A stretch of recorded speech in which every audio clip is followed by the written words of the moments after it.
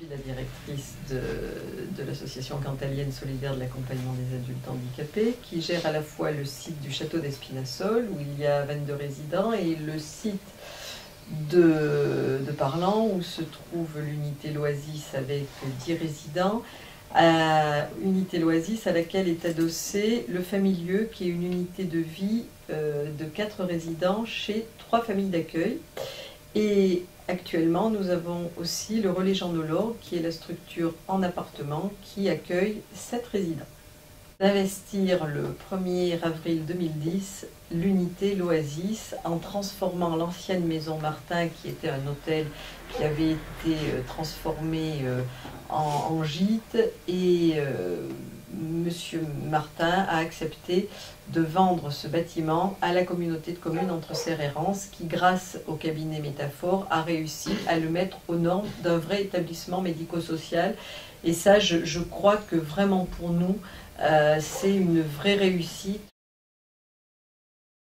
Les premières réticences, elles ont été au tout début, mais vraiment quand on s'est installé. Encore, je ne sais même pas si je peux parler de réticence. Je ne sais pas, j'avais dû l'expliquer à une époque, mais nous très vite, on était en plein déménagement, donc les fourneaux n'étant pas installés, tout de suite on était mangé au bar, et là tout est tombé d'un coup. C'est-à-dire qu'à la fin du repas, tout le monde s'est mis à discuter avec tout le monde, et puis voilà quoi. Il y a même eu des coups de main qui ont été proposés pour porter des moules, des choses comme ça.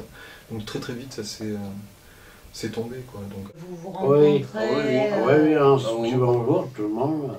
Déjà âgé. Il n'y a pas de différence à faire. Je trouve quand même que ce qui en ressort quand on en discute assez souvent, c'est que certes vous trouvez qu'il n'y a pas beaucoup de monde, mais d'un autre côté, des fois vous êtes bien content en disant on est quand même tranquille ici.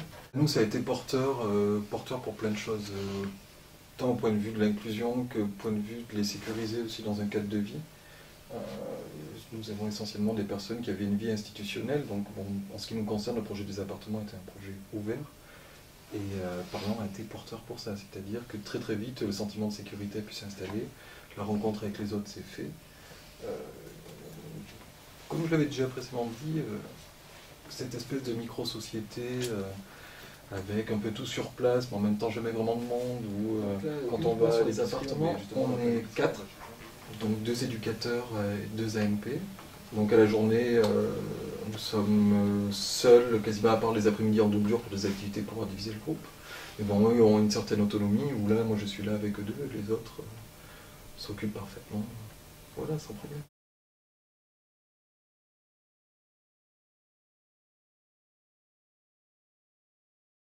Les résidents constituent une communauté de vie qui ressemble presque à une famille. En vacances, parce qu'ils sont d'une solidarité encore supérieure à celle du foyer de vie. Oui. Et moi, quand je vais les rencontrer à mi-parcours du séjour, qu'est-ce que vous me dites des fois? On veut rentrer à la maison. Voilà. Déjà à Perth, c'était pas chez nous au départ. Et là, tu es chez toi?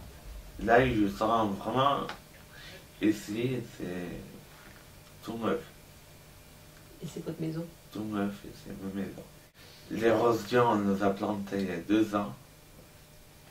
Ils ont tenu le choc, même sous la neige. On a des rosiers qui tiennent le choc. Donc moi ici, je suis AMP, médico-psychologique. En tout, ici, on est 7 et qu'on sent mieux ici, parce que comme le disait Vincent, c'est chez nous, quoi.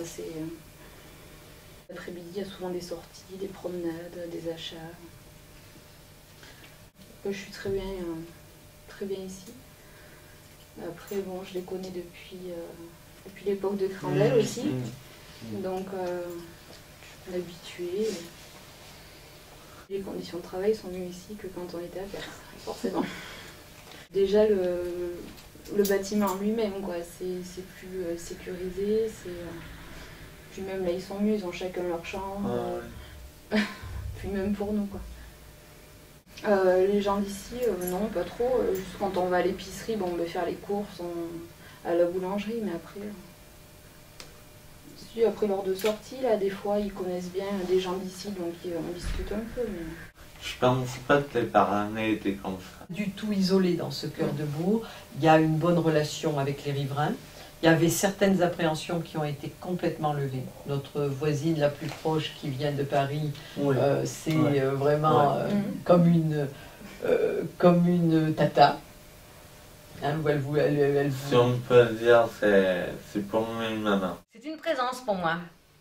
Oui, c'est un peu comme leur mamie ou un peu comme une mère. Bon, le plus âgé, Jean-Pierre, n'a qu'une douzaine d'années de différence. Nous, c'est des voisins comme les autres qui nous font travailler.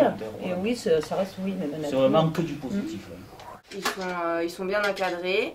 Nous, on n'a jamais eu de problème avec les résidents. Ils sont polis, aimables. Donc ils viennent chercher leur pain, quand ils viennent, c'est bonjour madame. Même avec les enfants, ils sont... je veux dire, on n'a jamais eu de problème relationnel avec eux. Accueillir des personnes qui ont un handicap, quel qu'il soit, c'est quelque chose de grand, parce que je pense qu'il faut accueillir les gens même s'ils sont différents de vous. Et c'est enrichissant pour soi-même. C'est des gens normaux comme nous, hein, avec quelques problèmes de santé malheureusement. En bande de famille d'accueil, c'est ma femme qui s'occupe des handicapés, mais c'est vrai qu'ils s'intègrent très bien dans une famille et puis ça remet les pendules un peu à jour. Voilà. Quand des fois la jeunesse au jour d'aujourd'hui a l'impression qu'il lui manque tout, quand on voit que certains avec le handicap ont du handicap à côté, ça permet de relativiser certaines choses. Et ça se passe très bien. Moi, je vois au niveau de la commune et tout, le handicap, il ne faut pas pose pas de problème. Hein. C'est bien géré. Et là, au niveau des familles, au niveau de l'intégration, ça se passe très très bien.